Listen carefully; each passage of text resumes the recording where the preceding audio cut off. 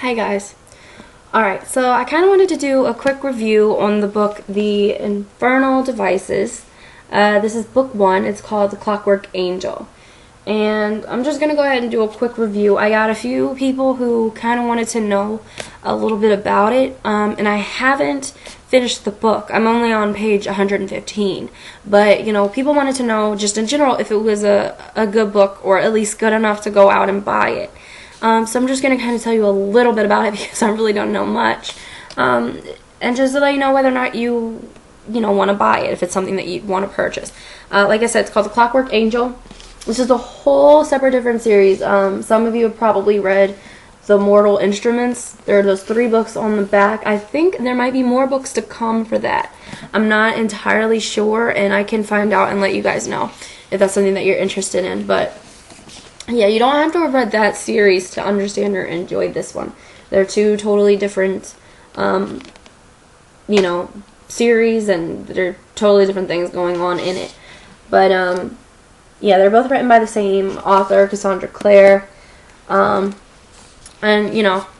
it's pretty good so far. Like I said, I'm only on page 115, but the type is pretty good. It's not too big, not too small, normal, I guess about 14 font, not that you'd care. But, I think there's like 479 pages. Yeah, 479 pages in this book. It's a pretty thick book. There you go. I'm guessing that this guy on the cover is Will. That would be my guess. Not entirely sure, but that's what I'm going to go with for now. It takes place in the 1800s in London. And the main character comes from New York to London, gets herself in a bit of trouble, and gets caught up with some shadow hunters. And that's kind of how the story starts. I sort of felt that it was a little bit slow. Wasn't necessarily boring. I just I had a hard time kind of focusing on it. But it picks up by like the 3rd, 4th chapter. So, I'd say stick it out till then. If you don't like it after the 4th, I'd say go ahead and return it if you buy it. But I do recommend buying it. So far, it's been a good book. I, haven't had any typos.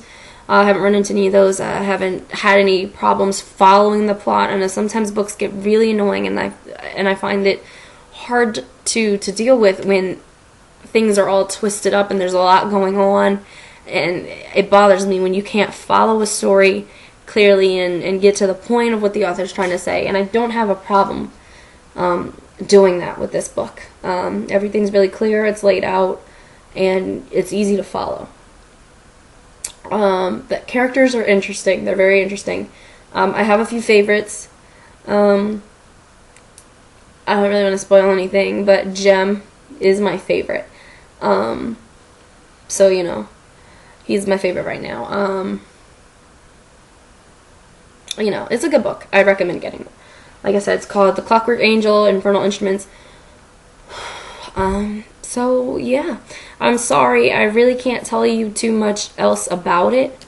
If you have any questions, feel free to comment or message. Let me know, and I'll try to answer them. And I will do another review after I finished reading it so that I can give you guys more info. I'll probably let you know, more about the plot, what I felt about the plot, more of the characters and things like that. So yeah, but like I said, it's a totally separate series. One of the things that I think is funny is if you've read the Mortal Instruments series, there will be a few characters that you recognize in this book. One of them is Magnus Bane. He's a big one.